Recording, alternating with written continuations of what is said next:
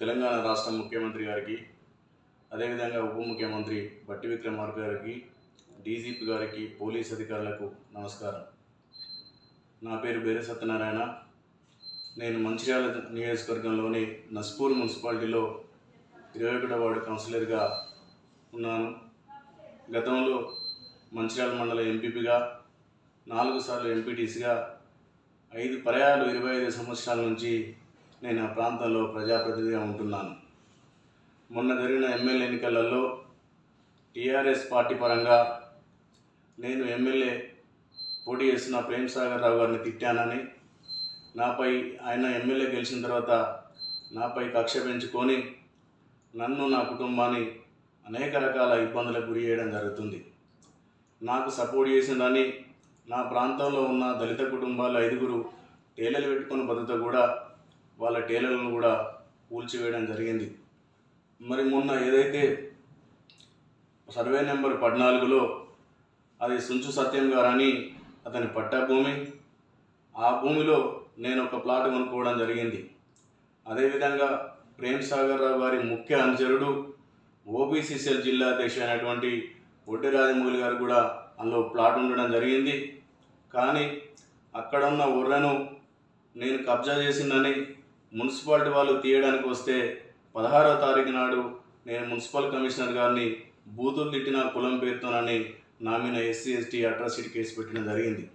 16వ తారీఖు నాడు నేను ఊళ్ళలో లేను. 16 ఆ భూమికి నాకు ఒక్క ప్లాట్ తప్ప నాకు ఎలాంటి సంబంధం లేదు.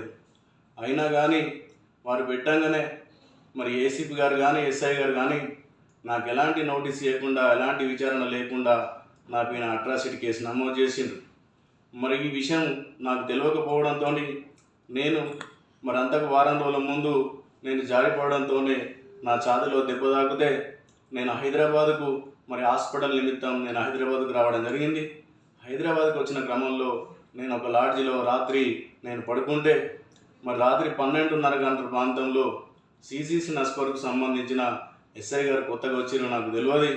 మరి ఆ ఎస్ఐ గారు సివిల్ డ్రెస్లో మరికొంతమందిని తీసుకొని వచ్చి నా డోర్ కొట్టగానే, నేను డోర్ తీయగానే నన్ను చేతులు వెనుకకు వంచి నా గన్ను పెట్టి నన్ను బెదిరించి నన్ను ఇష్టం వచ్చినట్టు కొట్టి మరి అక్కడ నుండి మరి ఆ రాత్రి ఒక ప్రైవేట్ వెహికల్ మరి టీఆర్ నెంబర్ బ్లాక్ రేట్లలో నన్ను తీసుకుపోతూ అక్కడక్కడ మరి వెహికల్ ఆపుకుంటా నన్ను ఇష్టం వచ్చినట్టు బూతులు తిట్టుకుంటూ మరి నన్ను కొట్టడం జరిగింది. మరి దాంతో మరి ఆ రోజు నన్ను అక్కడి నుంచి నస్పూర్ పోలీస్ స్టేషన్లో నన్ను సీసీ కెమెరాల కిందనే మరి ఆ రాత్రి 4 గంటల నుంచి 8 గంటల వరకు ఉంచడం జరిగింది. మరి తర్వాత నన్ను ఏసీపీ ఆఫీస్కు తీసుకుపోయే క్రమంలో మరి ఏదైతే హైదరాబాద్ తీసుకుపోయేటప్పుడు కనీసం నేను మరి స్నానం చేసి పడుకున్న ఇక్కడ టవాలతోనే ఉన్న మరి డ్రాయర్ కూడా లేదు సార్ అంటే కూడా నన్ను డ్రాయర్ కూడా వేసుకొని లేకుండా నైట్ పాయింట్ మీద తీసుకుపోయారు. మరి ఇక్కడ కూడా మరి ఏదైతే అక్కడ ఏం చేశారంటే మరి నేను బట్టలు, నాకు డ్రాయర్ లేదు, మరి నేను బట్టలు మార్చుకోవాలంటే మరి మా ఇంటికి ఒక కానిస్టేబుల్ పంపించి నా డ్రాయర్ని నా అంగి తెప్పియడం జరిగింది. కానీ నేను బట్టలు మార్చుకున్న సమయంలో ఇక్కడ పోలీసు వారు నన్ను వ్యంగ్యంగా మాట్లాడుతూ మరి ఎస్ఐ గారు వీళ్ళందరూ కూడా నా ఫోటోలు తీసి, నేను ఏ బట్టలు లేకుండా ఉంటే నన్ను ఫోటోలు తీసి నన్ను అవమానకరంగా మరి మాట్లాడుతూ ఏసీపీ ఆఫీస్కు తీసుకెళ్ళడం జరిగింది. ఏసీపీ గారు కూడా మరి అక్కడ ఇష్టానుసారంగా నన్ను బూతులు తిడుతూ నీ సంగతి చూస్తా, నేను జైలుకి పంపిస్తా, నువ్వు ప్రేమ్ సాగర్ రావు గారిని తిడతావా అంటూ నన్ను అక్కడ బెదిరించడం జరిగింది. మరి ప్రేమ్ సాగర్ రావు కూడా అనేక సార్లు వాళ్ళ కార్యకర్తలతో నన్ను బెదిరింపులకు కూడా మరి గురి చేయడం జరుగుతుంది. మరి కనీసం నాకు మరి ఏ నోటీస్ ఇవ్వకుండానే మరి ఇప్పటి వరకు కూడా నన్ను అరెస్ట్ చూపించకుండా మరి నన్ను ఏసీపీ గారు అనేక రకాల ఇబ్బందులకు గురి చేస్తే ఈ అవమానాన్ని భరించలేక మరి అక్కడ నేను అక్కడే ఉన్న కత్తి, ఏసీపీ ఆఫీసులో ఉన్న కత్తితో నేను మరి ఆత్మహత్య ప్రయత్నం చేయడం జరిగింది. మరి అక్కడ నేను అక్కడ ఏడుస్తూ నాకు రక్తం కారుతున్న క్రమంలో మరి ఏసీపీ గారు, ఎస్ఐ గారు నన్ను వారి వాహనంలోనే మరి ఎక్కించుకొని హాస్పిటల్ తీసుకుపోతూ కూడా ఏసీపీ ప్రకాష్ గారు నన్ను లంజాగుడక, నీ సంగతి చూస్తాను, ఇక్కడ కోసుకుంటావారా, నిన్ను చంపేస్తా లంజాగుడక అంటూ నన్ను పిడిగుద్దులు కూడా మరి మానవత్వం మర్చిపోయి రక్తం కారుతుంటే కూడా నన్ను వాళ్ళ వ్యాన్లో కూడా హాస్పిటల్ పోయేంత వరకు కూడా మరి కొట్టడం జరిగింది. హాస్పిటల్లో కూడా నన్ను రెచ్చగొట్టే విధంగా కూడా మరి ప్రకాష్ ఏసీపీ గారు పెద్దలు మరి ఇష్టానుసారంగా అక్కడ మాట్లాడడం జరిగింది. ఆ నుంచి ఇవాళ నేను హైదరాబాద్ యశోద హాస్పిటల్ వస్తే ఇక్కడ కూడా మరొక 4 పోలీసు వాళ్ళని పెట్టి ఒక ఎస్ఐని పెట్టి రోజు నన్ను ఇక్కడ చిత్రహింసలకు గురి చేయడం జరుగుతుంది. యశోద హాస్పిటల్లో సీసీటీవీ ఫుటేజ్లలో కూడా ఆ పోలీసు వారు ఉంటారు. మరి ప్రేమ్ సాగర్ రావు గారు ఈ విధంగా నన్ను అనేక రకాలకు కూడా ఇబ్బందులకు గురి చేస్తే ఏసీపీ ప్రకాష్ గారు నా మీద అనేక రకాల కేసులు ఉన్నాయి, మరి 13 కేసులు ఉన్నాయి, 17 కేసులు ఉన్నాయని ప్రజలను తప్పుదో పట్టించడానికి ఏసీపీ ప్రకాష్ గారు మాట్లాడుతున్నారు. నేను తెలంగాణ ఉద్యమంలో 2001 నుంచి మరి దాదాపుగా 24 సంవత్సరాలు పనిచేసిన నా పైన మరి ఇక్కడ నా ధర్నా చేస్తే నా మీద కేసు ఉన్నది. మరి ఇటువంటి కేసులలో కూడా 9 కేసులు అవి కొట్టుడు కూడా జరిగింది. కేవలం 4 కేసులు ఉన్నాయి. 3 కేసులలో నాకు అసలు నోటీస్ వేయలేదు. నాకు ఆ కేసులు అనే సంగతి తెలియదు. ఒకటి బీజేపీ రఘునాథరావు నా పైన ఉన్న కేసు ఒకటి, మిగతా 2 కేసులలో నాకు నోటీస్ లేదు.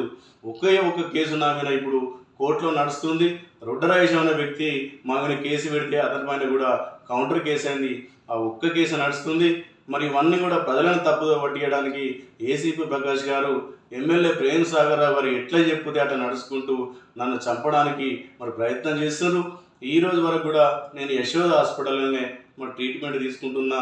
నాకు కొంచెం చీమ వచ్చింది, దాంతో నేను ఇక్కడ ట్రీట్మెంట్ తీసుకుంటున్నా, ఇబ్బందులకు గురి అవుతున్నా. అయినా కానీ మరి ఇక్కడ నేను హాస్పిటల్లో ఉంటే నా పైన నేను భూములు కబ్జా చేసిందని మరి ఎవరెవరితోనే మరి కంప్లైంట్ ఇప్పడం జరుగుతుంది. మరి ప్రేమ్ సాగర్ రావు గారు కానీ ఏసీపీ గారు కానీ నేను ముఖ్యమంత్రి గారికి విన్నవించుకుంటున్నా, ఏదైతే నా మీద ఎవరైతే కంప్లైంట్లు చేస్తుండ్రో ఆ కంప్లైంట్లలో కానీ నా మీద నేను భూములు కబ్జా చేసిన ఆరోపణలలో ఏ ఒక్క ఆరోపణ నిజమైన కానీ నన్ను ముఖ్యమంత్రి గారు మీరు ఒక స్పెషల్ ఆఫీసర్ వేసి ఎంక్వైరీ చేయించి నన్ను జైలుకి స్వస్థంగా నన్ను జైలుకి పంపించండి. లేకపోతే నా పైన తప్పుడు ఆరోపణలు వేయించిన ఎమ్మెల్యే ప్రేమ్ సాగర్ రావు పైన కానీ అదేవిధంగా ఏసీపీ ప్రకాష్ పైన కానీ ఎస్ఐ గారిని ఇలా సస్పెండ్ చేయవలసిందిగా మిమ్మల్ని నేను మనస్ఫూర్తిగా కోరుకుంటున్నా. ఏదైతే మరి నిన్న అక్కడ